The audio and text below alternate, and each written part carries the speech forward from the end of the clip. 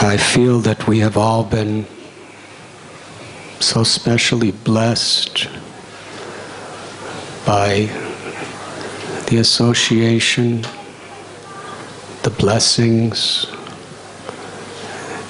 and the divine example of Sri Yamuna Devi in our lives here at Sri Sri Radha Gopinath Temple.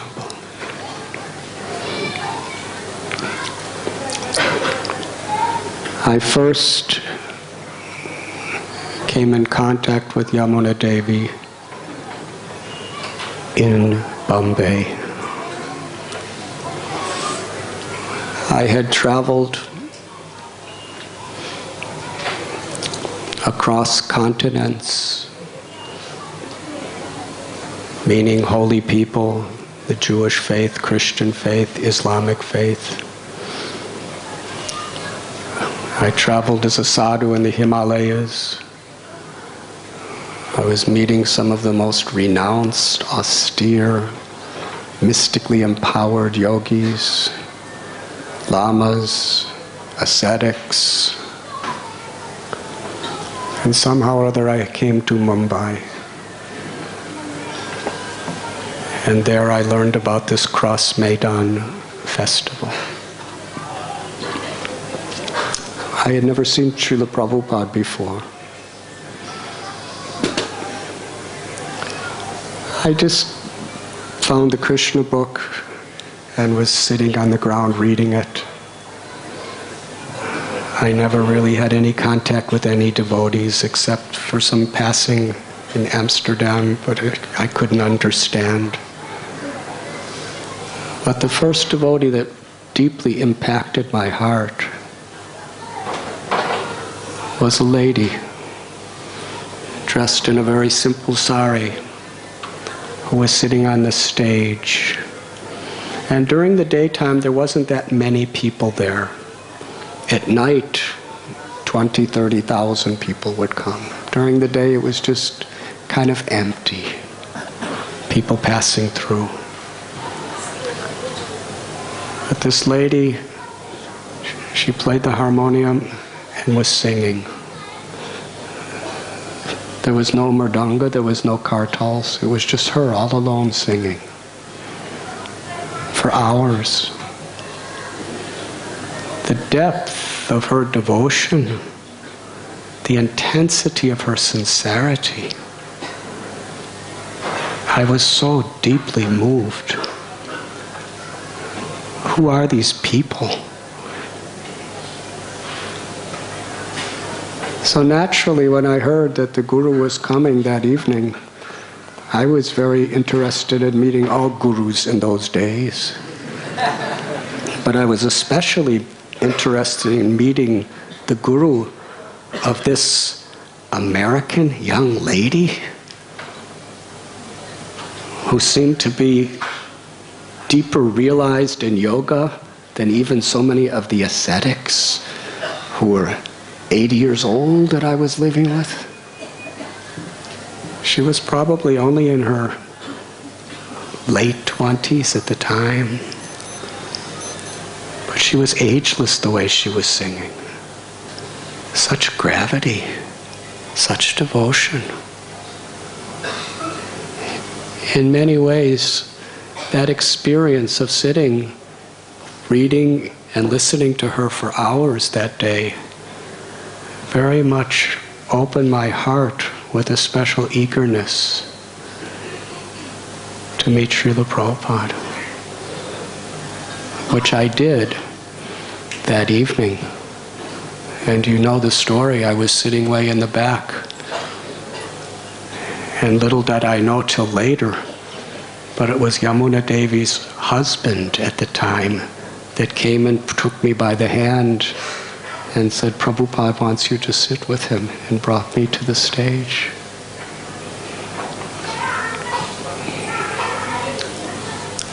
Later on, of course, I lived in Vrindavan. And that is where I accepted the path of bhakti as my life and soul. I accepted Radha Krishna as the ultimate worshipable lords of my life. And I accepted in my heart of hearts Srila Prabhupada as my spiritual master, who I wanted to dedicate my body, mind, life, and words, everything, to assisting. But I had to leave Vrindavan because of my visa. While I was there, I never saw any ISKCON devotees except when Prabhupada came. There was about 40 with him. Then for many months I never saw another. There was no Krishna Balaram temple at the time. And I went to Nepal for some time and got a transit visa back into India, 2 weeks, where I was to catch a plane from Delhi to the west. And naturally, I went back to Vrindavan.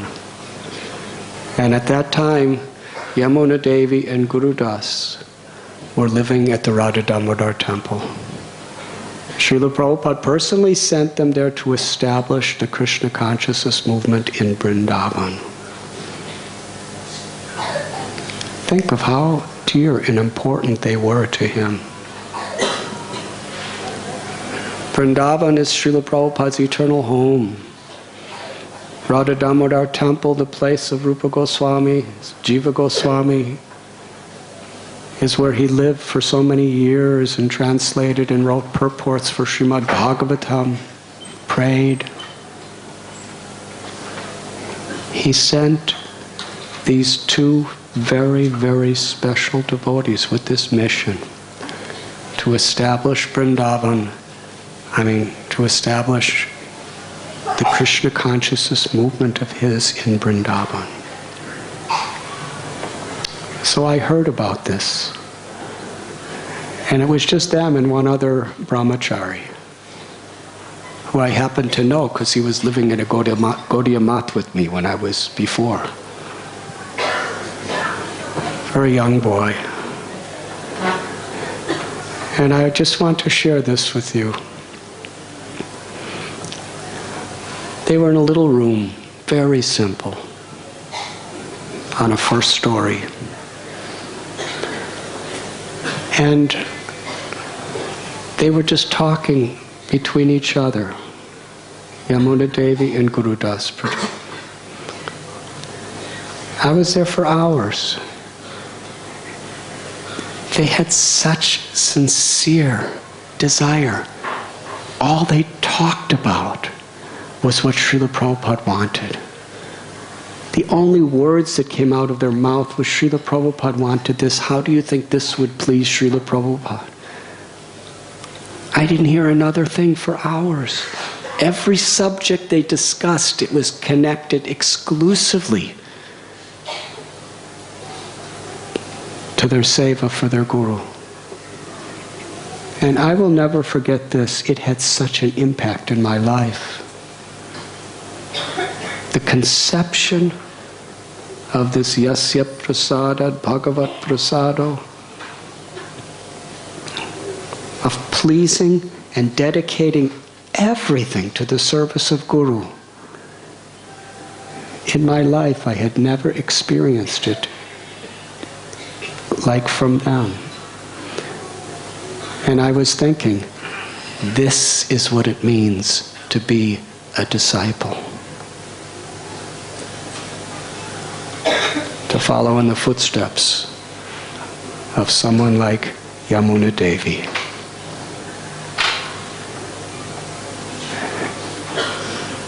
And that was a very great blessing in my life,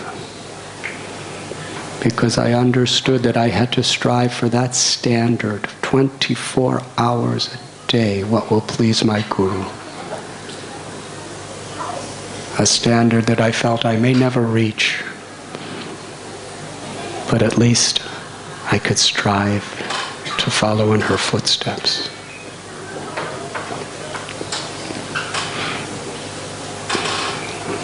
We heard this beautiful offering by Shyam Sundar Prabhu.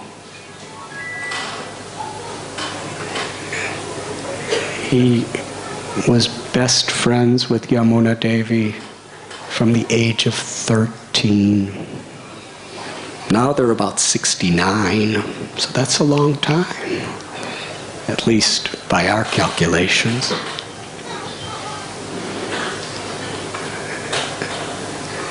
And please understand how Sri Chaitanya Mahaprabhu selected such incredibly special people to spread this movement all over the world. We know all the things that these 6 devotees did. They began San Francisco, London. They were essential for India, the Beatles. And Shyamsundar Prabhu wrote in his offering, because Yamuna Devi accepted Prabhupada as her guru, that was enough. Shyamsundar gave his life and soul to Prabhupada simply on that basis. Because knowing her since she's just a little girl, he understood the depth of her sincerity and her wisdom.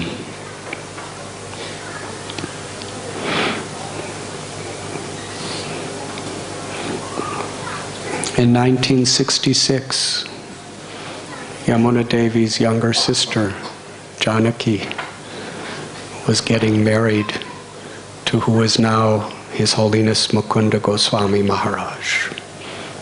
So we could imagine what an exalted marriage that must have been. And Srila Prabhupada, it was the first marriage in all of ISKCON. And who was getting married? The first 2 people to really help Srila Prabhupada in New York City. His first female disciple. And Srila Prabhupada, you know how weddings are in India. It's really a family affair. So Prabhupada was excited. He told Janaki to invite her family to come.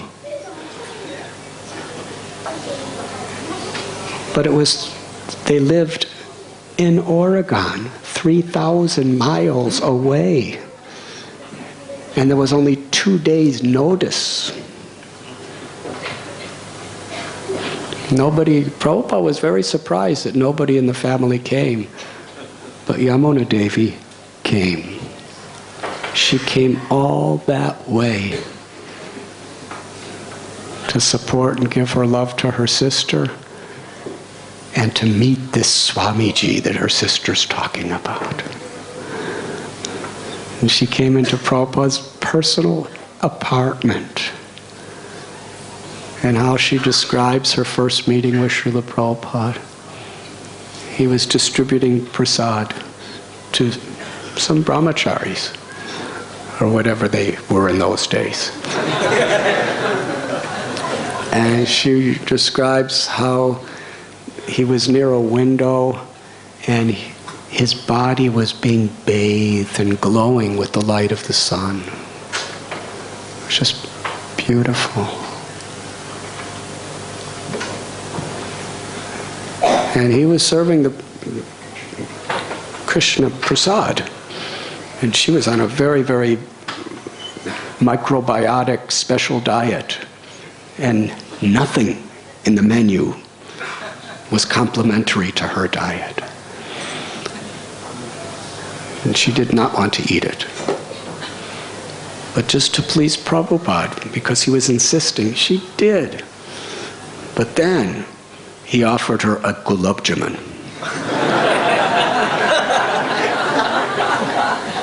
For a macrobiotic, eating a gulab jamun is kind of like eating meat. It's just completely against the principles. And she said, no, no, no. And he said, yes, yes, yes. And she said, no, no. Yes, yes, yes. She surrendered and ate the gulab jamun. And then Srila Prabhupada asked her, since it's the duty of the bride's side to prepare for the marriage, and you're the only person in the bride's side. And Prabhupada gave her initiation, so he was her spiritual father. He said, so the two of us will cook the whole feast. And he taught Yamuna Devi how to make kichoris. And Srila Prabhupada made about 15 preparations with his own hands for 40 people. And she cooked with Prabhupada. She was in one room and he was in another, and he was going back and forth. He was 71, she was about 25. They cooked together from 11 in the morning till 5 at night. And every time Prabhupada saw Yamuna Devi touch anything, he would say, wash your hands. Yamuna Devi's so humble, she just told it as it was. She asked Prabhupada, can I take a break to smoke a cigarette?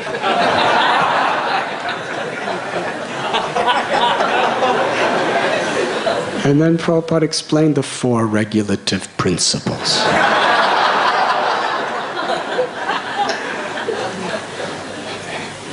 And Yamuna Devi, she asked, could I take some water?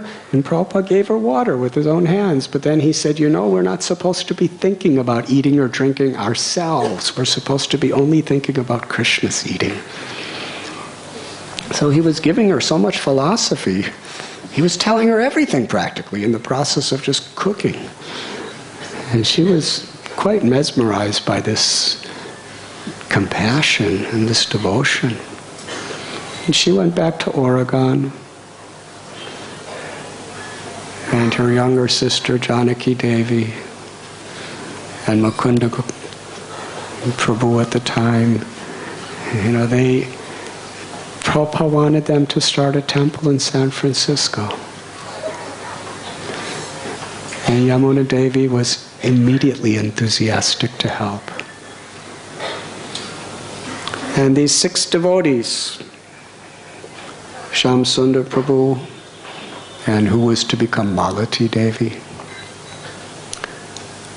Mukunda Maharaj then, the now, and Janaki Devi, and Shams and Gurudas Prabhu and Yamuna Devi.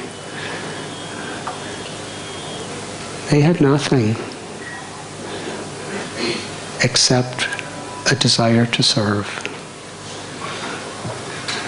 Unrelenting, unstoppable desire to serve. Incredible. They got a storefront. They had nothing to get it with, but they got it. They made a big mantra rock dance, the Avalon Ballroom, this historical event. Some of the most famous bands in the whole Western world were playing practically for nothing, and they were all in the program second to Srila Prabhupada, who nobody ever heard of. Now, to convince these bands to do that, these famous bands, they have some ego. So often I've heard, because I know people from these circles, they don't want to be second to somebody. They want to be the top. And here, they're all second for this completely unknown Swami. This was how convincing these devotees were.